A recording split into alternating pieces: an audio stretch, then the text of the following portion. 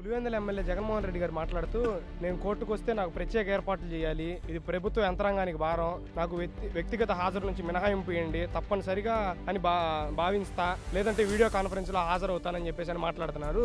దీన్ని మీరు ఏ విధంగా స్పందిస్తారు? అందరికీ నమస్కారములు. ప్రభుత్వం అంటే అందరికీ సమాన హక్కు. ఇలా కోర్టులో పెద్దోళ్ళైనా చిన్నోళ్ళైనా ఒకే కోర్టుకి, దాన్ని వదిలిపెట్టి నువ్వు నేను కోర్టుకు వస్తే కోర్టులో అందరికి ఇబ్బంది జరిగిద్ది, ప్రజలకు హాని జరిగిద్దని తప్పించుకోవడానికి ఇది ఒక మార్గం. మీరు గవర్నమెంట్లో ఉన్నప్పుడు కోర్టు వాయిదాలకు రావాలంటే వాయిదా వచ్చిన రోజే బటన్ నొక్కే కార్యక్రమం పెట్టుకునేవాడి. ఒక కార్యక్రమం పెట్టుకొని ఆ రోజు కోర్టు వాయిదాకు రాకుండా తప్పించుకున్నావు. కోర్టు సమక్షంలో అందరూ ఒకటే, మీరు కాకుండా తప్పించుకుంటే మటుకు ఇది ప్రజలు కూడా సహించరు. మీరు చేసే ఒక మాజీ ముఖ్యమంత్రి కోర్టుకు రావట్లేదని ప్రజల్లో కూడా ఇది అపోహగా వెళ్ళిపోయి సామాన్య మానవుడు కూడా కోర్టుకు రాకుండా తప్పించుకోవచ్చు అనేది మార్గం ఆలోచిస్తున్నారనమాట. మీరు ఆలోచించి కోర్టుకు వెళ్ళి న్యాయాన్ని చట్టాన్ని గౌరవించాలని కోరుకుంటున్నాను. పులివెందుల ఎమ్మెల్యే జగన్మోహన్ రెడ్డి గారు మాట్లాడుతూ, నేను కోర్టుకు వస్తే రచ్చే, ప్రత్యేక ఏర్పాట్లు చేయాల్సిందే, ఇది ప్రభుత్వ యంత్రాంగానికి భారం అని చెప్పేసి అని మాట్లాడుతున్నారు. దీనిపైన మీరు ఏం స్పందిస్తారు? గత 5 ఏళ్ల క్రితం శుక్రవారం కోర్టుకు రమ్మన్నప్పుడు ప్రభుత్వ పథకాలకి స్విచ్ నొక్కడానికి వెళ్ళాడు, బటన్ నొక్కడానికి. ఇవాళ కోర్టుకు వస్తే నాకు సెక్యూరిటీ కావాలన్నాడు. కోర్టుకు వస్తానికి సెక్యూరిటీ అడుగుతున్నప్పుడు కోర్టుకు రావాలి కదా, ప్రతి శుక్రవారం బెంగళూరు ఎందుకు వెళ్తున్నాడు? అసలు కోర్టుకు వచ్చే వ్యక్తేనా? అసలు వచ్చే అవకాశం ఉందా ఆయనకి? ఈసారి కనుక రాకపోతే డైరెక్టర్ అరెస్ట్ చేసి లోనేయాలి. అసలు కోర్టుకి వచ్చే వ్యక్తిలా లేడు కాబట్టి పోలీసు వాళ్ళు తొందరగా మేలుకొని ఇతను లోనేయాలని కోరుకుంటున్నాం. ఒక్కొక్కరు నకిలీ మద్యం కేసుల్లో ఒక్కొక్కరుగా బయటపడుతున్నారు. మొన్న జోగి రమేష్, నేడు అతని అనుచరులు చిన్నగా ఒక్కొక్కరు బయటపడుతున్నారు. ఈ నకిలీ మద్యంపై మీ స్పందన ఏంటి? ఆంధ్ర రాష్ట్రంలో కూటమి ప్రభుత్వం, చంద్రబాబు నాయుడు గారు, లోకేష్ బాబు గారు నిజాయితీతో పరిపాలన చేస్తున్నారు కాబట్టి ఈరోజు జోగి రమేష్ గారు ఆయన చేసిన అధికారంలో ఉన్నప్పుడు చేసిన అరాచకాలు, అకృత్యాలు ప్రతి ఒక్కటి కూడా బయటపడుతున్నాయి. వాళ్ళ తమ్ముడు కానివ్వండి, జోగి రమేష్ గారు కానివ్వండి, వేల కోట్లు నకిలీ మద్యంలో వేల కోట్లు డబ్బులు సంపాదించి వాళ్ళ దౌర్జన్యం ఈరోజు బయటపడింది. ఇంకా వైసీపీ నాయకులు ఉన్నారు, మొత్తం కూడా అరెస్ట్ అవుతారు. చట్టం తన పని తాను చేసుకుపోతుంది. చట్టం దాని ప్రకారంగా డబ్బులు కక్కించాలి, మొత్తాన్ని కూడా జైలు పాలు చేసి అరెస్ట్ చేయాల్సిందే అని చెప్పి నా విమర్శ. అంటే ఎప్పుడైతే అతన్ని అరెస్ట్ చేశారో అప్పటి నుంచి మా కులస్తుని అరెస్ట్ చేశారు, అసలు ఆ కులం మీద టీడీపీ కుట్ర పండిందని చెప్పేసి అని మాట్లాడుతున్నారు. ఒక అక్రమంగా డబ్బులు సంపాదించిన జోగి రమేష్ గారు ఆయన ఒక దొంగ ఉండి కూడా ఆ దొంగకి కులాన్ని ఆపాదించడం చాలా తప్పు, సిగ్గుచేటు. ఆయన కొమ్ము గాయటం కూడా వాళ్ళకి మంచిది కాదు. ఆ కులాన్ని గౌరవిస్తాం కానీ దొంగను గౌరవించాం. మంత్రి లోకేష్ గారు మాట్లాడతా, వేధించే వారిని వదిలేదే లేదని చెప్పేసి అని అంటున్నారు. దీనిపైన మీ స్పందన ఏంటండి?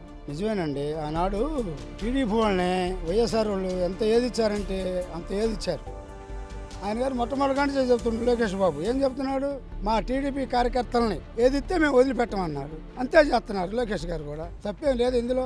వాళ్లే కావాలని వైసీపీ వాళ్ళు లోకేష్ గారి మీద బురద చల్లటం తప్ప ఇందులో ఏం లేదు. లోకేష్ గారు గ్యారంటీ చెప్పాడు, ఆయన పాదయాత్రలో చెప్పాడు పేపుల్గా, నేను మా వాళ్ళ కార్యకర్తలని ఏదైనా చేస్తే నేను వదిలిపెట్టను అన్న మాటే ఇలా జరుగుతుంది. కానీ కొత్తగా ఆయన గారు చెప్పిందే లేదు, ఏం లేదు.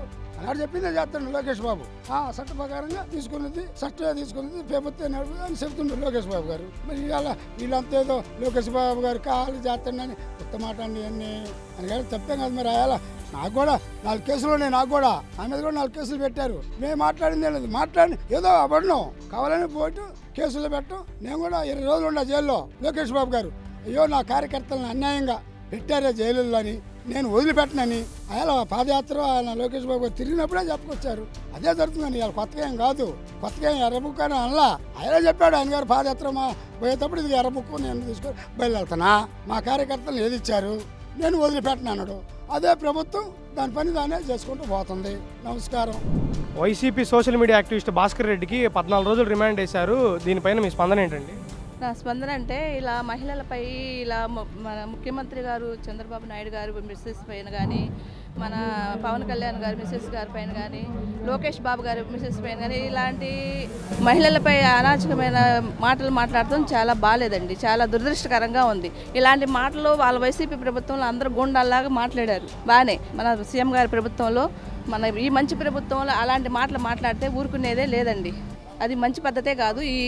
ఈ వైసీపీ వాళ్ళు పద్ధతి మార్చుకోవాలి. ఇప్పటికైనా సరే ఎన్ని చేసినా సరే వాళ్ళు చేసినట్టే అరాచకాలు చేస్తూ ఉంటే చూస్తూ ఉంటారు అనుకుంటున్నారేమో. ఈ ప్రభుత్వం అలా ఊరుకోదు. కానీ నోరు దగ్గర పెట్టుకొని వాళ్ళు మాట్లాడుకోవాలి. మహిళలంటే ప్రతిదీ వాళ్ళు ఇష్టం వచ్చినట్టు మాట్లాడితే పడతారు అనుకోకూడదు. అంతకుముందు వాళ్ళు మాట్లాడేటప్పుడు ఎవరిని పట్టించుకోలేదు జగన్ రెడ్డి. ఇవాళ అట్లా మా సీఎం గారు ఇట్లా మహిళలను మాట్లాడితే మాత్రం ఊరుకోరండి.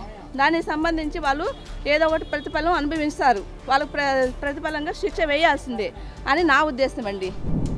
YCP social media activist Malapati Bharat Reddy YCP ఆదేశాల మేరకే పోస్టులు పెట్టాను అంటున్నాడు. దీని మీద ఏ విధంగా స్పందిస్తారు? అది ముమ్మాటికి నిజం అండి. ఆ వైసీపీ పార్టీ అనేది ఒక దొంగల ముఠ లాంటిది. ఎందుకంటే వాళ్ళు అధికారంలో ఉన్నప్పుడు కూడా ఎవరికైనా పదవులు రావాలంటే జగన్మోహన్ రెడ్డి తెలుగుదేశం పార్టీని, చంద్రబాబు గారిని, అదేవిధంగా మన పవన్ కళ్యాణ్ గారిని తిట్టిన వాళ్ళకే మంత్రి పదవులన్నీ పెట్టడం వాళ్ళకి ఆనవాయితీగా ఉన్న పద్ధతేనది. దానిలో భాగంగానే ఇప్పుడు ఇతను కూడా మరి ఇట్లా పోస్టులు పెడితే మళ్ళీ వాళ్ళ గుర్తింపు కోసమని ఈ వైసీపీ వాళ్ళు ఆడే డ్రామాలు జగన్మోహన్ రెడ్డికి కొత్త కాదు. అతను ఎప్పుడూ కూడా తెలుగుదేశం పార్టీ మీద, చంద్రబాబు గారి మీద అనేకమైన ఆరోపణలు చేస్తూ వాళ్ళు చేసి కూడా అక్రమ కేసులు, వాళ్ళు చేసి కూడా అక్రమ అరెస్టులు వాళ్ళు చేసి కూడా తెలుగుదేశం పార్టీ మీద నిందలేయటం వాళ్ళకి పరిపాటు అయింది. ఎందుకంటే ఇది అక్రమ అరెస్ట్ కాదు, ముమ్మాటికి అతన్ని అరెస్ట్ చేయాల్సిన మాటే. ఎందుకంటే అసభ్యకరమైన పోస్టులు పెట్టి ఒక 4 సార్లు ముఖ్యమంత్రి అయినటువంటి నారా చంద్రబాబు నాయుడు గారి మీద కానీ, మరి అతని కుటుంబ సభ్యుల మీద కానీ అనేకమైనటువంటి చూడటానికి కూడా అసభ్యకరమైన పోస్టులు పెట్టి వాళ్ళని అక్రమంగా అరెస్ట్ కాదు. అది ముమ్మాటికి న్యాయపరమైన అరెస్టే మేము ఈ సందర్భంగా తెలియజేస్తున్నాం.